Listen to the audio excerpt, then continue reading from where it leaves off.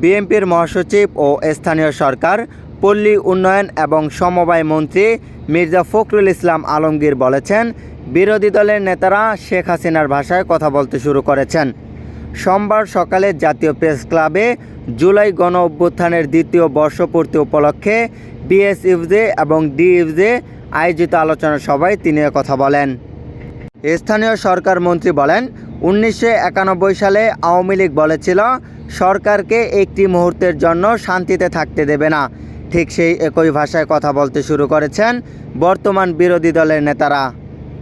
তিনি আরও বলেন, বিএনপি জুলাই সনদের বাস্তবায়ন চায় না, এমনটা বলে ভুল বোঝানো হচ্ছে। গণভোটের একটি প্রশ্ন ঐক্যমত কমিশন চাপিয়ে দিয়েছে। জাতির সঙ্গে প্রতারণা করা হয়েছে। বিএনপি যেখানে একমত নয় সেটা বলেছে।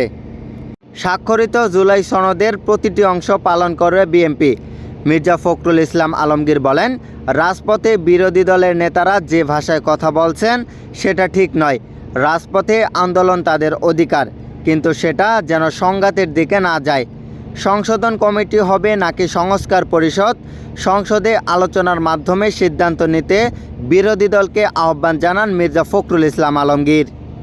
তিনি আরও বলেন, আমরা মনে করি যে গণতন্ত্রকে প্রাতিষ্ঠানিক রূপ দিতে হলে, কার্যকর করতে হলে বিরোধী দলকে সবচেয়ে বড় ভূমিকা পালন করতে হবে। তারা অবশ্যই সমালোচনা করবেন, বিরোধিতা করবেন।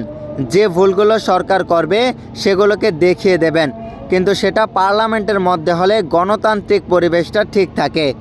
মনিরুজ্জামান, উত্তরবঙ্গ।